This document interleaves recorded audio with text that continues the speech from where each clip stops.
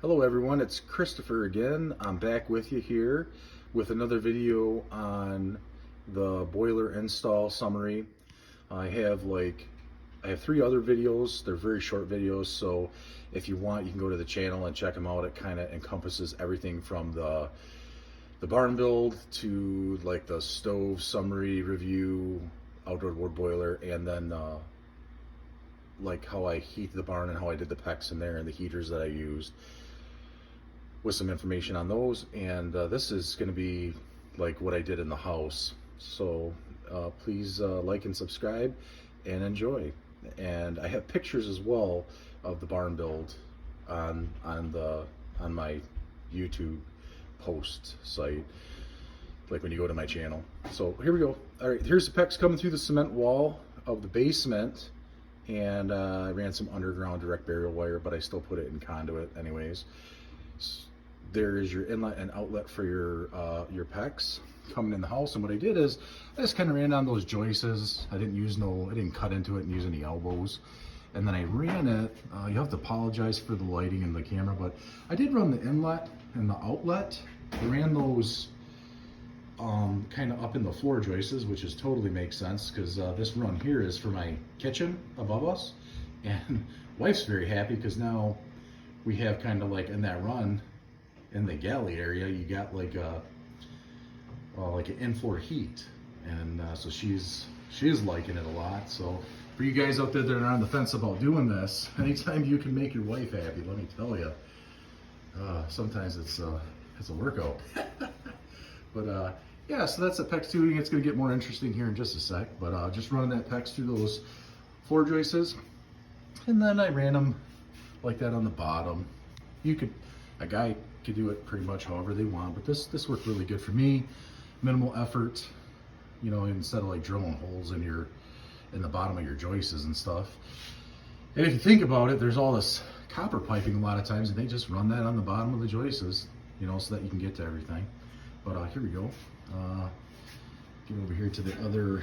This is still my inlet outlet coming in. And as you can see, I was like, you know what, I'm gonna cut that to fit and bring that down to here, and ran it over. And basically you'll get pictures if you're gonna do this. You can look at pictures of Central Boiler's layouts of how they do stuff, and this is a Central Boiler product here. This is a mechanical thermal temperature device basically, and it's, if you do get a Central Boiler, they recommend putting this in to sustain your warranty, because what it does is your hot water in your boiler fed into your house here, if it is not at temperature, then this mechanical thermostat will close, and it won't let any water run to the rest of your plumbing in your house, and it will just return it back to the boiler until your boiler gets to temperature. That's their policy and their warranty. So I installed that per their directive. Some people do in the future, like down the road. I mean, you get some time on these boilers, and you can have problems with this thermostat, and it cannot operate correctly. So sometimes I've heard from a friend that had one, he says it did close on me and it never opened back up. So what happened was, he's like, man, my house is not getting warm enough. And you can't come to find out, all the water from the boiler was just being returned back to the boiler. So everything on the boiler side outside was good up until this thermostatic mechanical device just wouldn't open back up for him, or wouldn't operate properly for him. Okay, but continuing on, here we go.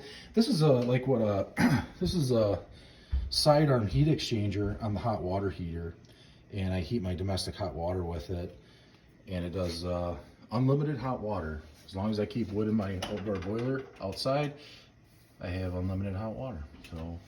And they recommend going to this first heat exchanger. When you do this, you have the option of like not heating your hot water, obviously, and just going to like whatever your other heat exchanger is, like for your boiler inside your house, or your like forced air plenum that you'd have on a forced air unit. It's totally up to you, but I highly recommend it. Why not? And I guess in the fall, what I do is I just shut my gas off. That's what I do. I just shut the gas off for my gas fed hot water heater, and I run just basically on the on the wood stove outside. So here we go, continuing on. And let's see here. Lots of plumbing, lots of plumbing. And here we go. I got my inlet and outlet coming down here. And I just ran it around here because I guess I could have, if you look, I could have went above the window, I guess, and then curved it around. If I had it to do it, I probably would have did it again. Another thing on a review topic of PEX, if I had it to do over again, I would have probably, they make these in like 10-foot sections of PEX, and they're perfectly straight. So like when you're putting stuff together, you have more fittings involved and more compression rings that you would use, but it gives a cleaner look. So I would definitely probably consider using that in the future.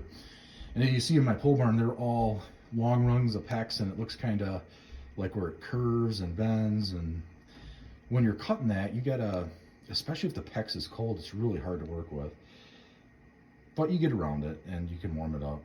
But it does look better, I think, in the straight runs. This is a plate exchanger, so this is a second heat exchanger in this run.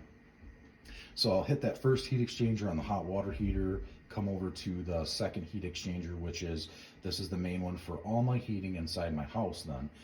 My hot water from my outdoor wood boiler comes into this heat exchanger and exits out. It doesn't mix with the house side circuit boiler water, and it's heated through convection.